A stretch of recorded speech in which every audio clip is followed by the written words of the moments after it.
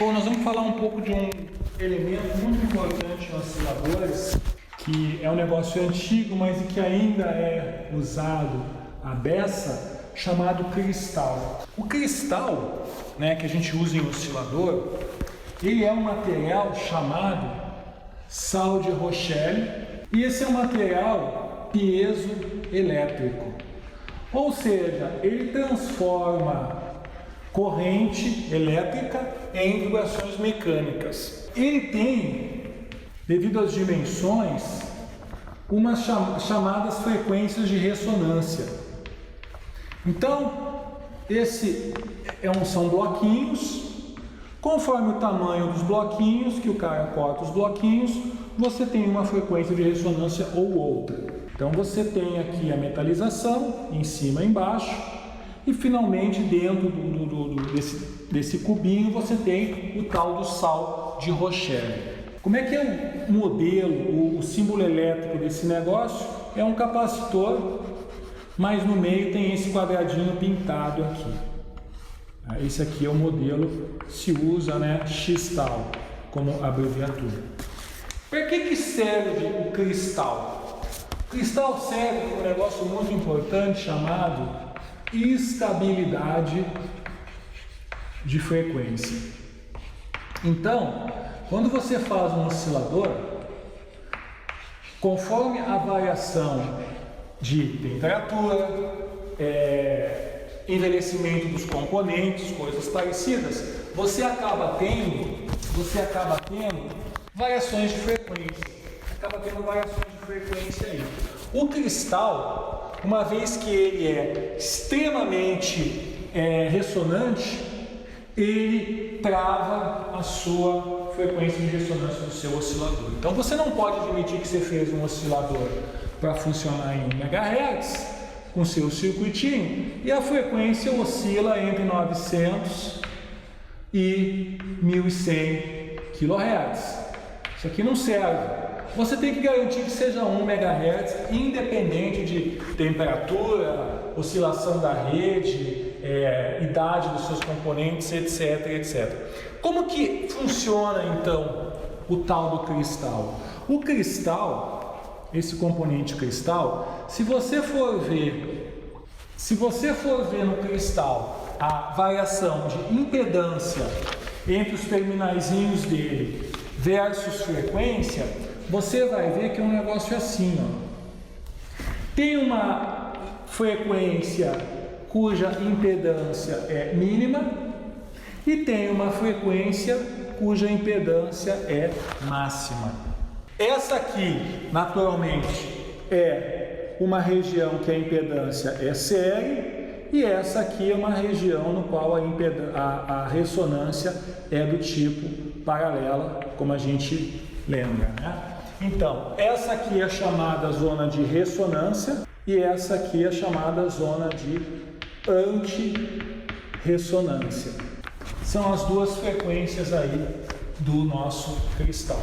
O modelo elétrico do cristal, um modelo um pouco mais sofisticado do cristal, ou seja, que a onda, a corrente enxerga, é um negócio mais ou menos assim. CM-RLC. Conforme a frequência, você vai ter o CM dentro ou fora, você vai sair daqui para cá. Muito bem. O cristal, embora ele seja extremamente estável, porque o que acontece no cristal fisicamente? O cristal fisicamente acontece o seguinte: você tem aqui uma corrente elétrica oscilando no tempo. Aqui, quando chega no cristal, essa corrente elétrica vira vibração mecânica. Literalmente, o cristal esse, que é bem pequenininho, ele vibra mecanicamente. Ele vibra dentro dele. Só que ele só vai vibrar nessas frequências de ressonância. Ele não vai ressoar aqui ou aqui em outra frequência a não ser F1 e F2. Ou seja, em outras palavras, se o seu oscilador quiser oscilar em torno de uma faixa mais larga de frequência, o cristal vai fazer com que só aquelas frequências de ressonância passem. Então esse que é mais ou menos o princípio, né? Um tipo como se fosse um filtro que o ressoador a cristal introduz. No mercado você vai comprar, os cristais são baratinhos, os cristais são relativamente baratos, você vai comprar os cristais em frequências, por exemplo, 535 kHz, frequências fixas, se eu não me engano 1.07 MHz, são frequências fixas que você compra um cristal. Por que eles vendem nessas frequências fixas? Essas frequências são importantes para rádio AM, rádio FM, para alguns módulos aí que sempre usam a mesma frequência. Você obviamente não vai achar qualquer frequência que você imaginar o cristal. Mas quando você acha um componente comum, um componente simples, não é um componente caro. Como que você usa, então, o cristal em um circuito? Então você vai usar o seu cristal ou na região onde ele se comporta como um circuito sério, ou na região onde ele se comporta como um circuito aberto. A ressonância séria é chamada ressonância, onde ele é um RLC sério, e a ressonância chamada antirressonância é onde ele se comporta como um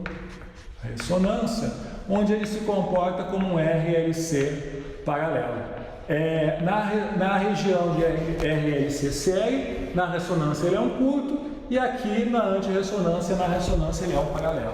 Então, por exemplo, vamos pegar um osciladorzinho que nós montamos aqui. Então esse aqui, do jeito que está desenhando, é um mero amplificador, né? Esse X aqui está se comportando como um choke de RF, ou seja, ele deixa passar o DC, porque ele tem, sei lá, vários milihenries, ele é um curto para DC, mais o RF, mais a oscilação, não sobe para cima. Por quê? Porque enxerga o indutor. Então o choke de RF é qualquer indutor aí de alto valor, né? Ele vai colocar a tensão da fonte aqui DC e vai bloquear de subir as correntes AC alternadas para cima. Como é que você faz esse troço oscilar? Isso aí é só um amplificador. Se você colocar um capacitor aqui, ó, fizer essa realimentação da saída para a entrada, você eventualmente está conseguindo aí em uma frequência a realimentação. Isso aí, eventualmente, você projetar direitinho, tiver um ganho adequado, você vai oscilar. Só que como nós falamos, esse negócio vai oscilar numa faixa de frequência, isso aqui eu estou vendo frequência e aqui eu estou vendo potência, né? Ele vai oscilar em torno de um FO. Você não pode admitir essa variação aqui com temperatura, etc, etc. Você tem que garantir que esse negócio seja o mais limpo possível. Isso chama-se pureza espectral, né? Quando você tem uma oscilação e ela não está variando tanto no tempo. Muito bem, aí você percebe onde que eu vou enfiar aqui o meu cristal. O meu cristal eu tenho que colocar ele mais ou menos no ramo de realimentação. Então eu posso colocar ele aqui, ó. Aqui eu abro e coloco aqui o meu cristal. A pergunta é, esse cristal, ele vai estar operando na região séria ou paralela? Vamos ver. Se eu colocar na região ressonância séria, só na frequência de ressonância dele, o sinal vai atravessar da saída para a entrada. Então ele funciona bem. Todas as outras frequências, ele vai estar operando como que um circuito aberto, uma alta impedância. Então só na frequência que você cortou ele, que esse negócio vai oscilar. Ou seja, a minha onda que era branquinha, vai ficar bem mais limpa. A pureza espectral vai aumentar depois de você colocar aí o seu cristal, né? E é óbvio que o cristal não é porque você comprou um cristal de 1 MHz que você espetou ele, que o seu amplificador vai funcionar em 1 MHz. O circuito sozinho já tinha que estar funcionando mais ou menos em torno da frequência do cristal, certo? Então, quando ele está em série, a frequência passa da entrada para a saída e você oscila. Quando não está funcionando, ele é um circuito aberto. Outro exemplo aqui. Então esse outro exemplinho aqui simples, ó. Eu tenho ali um oscilador baseado em transistor. O que que você percebe? Eu tenho aqui, ó, esse capacitor CB, ele está curto-circuitando em AC a minha base. Então a minha base está em AC no potencial zero. Isso significa o quê? Que esse amplificador aqui, o transistor sozinho, ele está operando como base comum. Provavelmente para que ele consiga oscilar em frequências mais altas em comparação com se ele fosse um emissor comum. Bom, então ó, eu tenho aqui o choke que bloqueia o AC não sobe aqui para a tensão de alimentação. Eu tenho esses dois capacitores que fazem a minha realimentação da saída para a entrada. Percebe que os pontos in e out são esses, a base está no potencial 0 AC, e eu vou colocar ali, ó, o meu cristal aqui, ó. Coloco aqui o meu cristal para que eu tenha uma estabilidade, um travamento de frequência.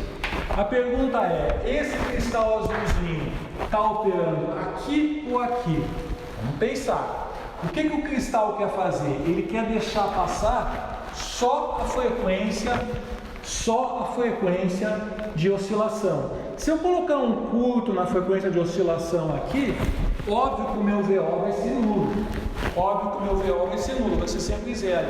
Então eu tenho que colocar aqui um circuito cuja na ressonância ele se comporte como um circuito aberto, ou seja, só na frequência de ressonância do cristal, que é bem estreitinha, eu vou ter aqui uma tensão alta. Todas as outras eu vou ter uma tensão baixa. Então, aqui, esse circuito então funciona com antirressonância. Esse funciona como antirressonância e esse funciona como ressonância séria. Esse que é o princípio. E esse circuito? Então a gente vê que a gente tem um amplificador, que é essa parte de cima aqui, ó, 100 para 1, né? Mais ou menos um ganho de 100. E a gente tem aqui, ó, uma realimentação da saída para a entrada. Como tem realimentação negativa, esse potencial AC é o mesmo desse. E a gente colocou aqui um cristal. A questão é, esse cristal aqui vai ser ressonância séria ou paralela? Se ele for ressonância paralela, na ressonância ele vai se comportar como um circuito aberto e simplesmente a tensão de saída não vai chegar aqui. Então, esse negócio tem que ser ressonância séria, porque só nessa frequência eu vou fazer com que o VO seja realimentado na entrada. Então, essa é a ressonância séria também. Só para finalizar, uma coisinha que se usa muito é na saída dos circuitos, você colocar no seu oscilador, você colocar dois Zenners, assim, ó, assim e assim. Por quê? Esses dois Zenners vão fazer com que o seu sinal de saída ele não passe de mais VZ e menos VZ. Se você não colocar o Zener, você colocando o cristal, você estabiliza a frequência. Mas se você não colocar o Zener, conforme a variação do VCC, etc., a sua amplitude pode variar, também não é bom. Colocando o Zener back to back aqui, você tem travado mais VZ, menos VZ.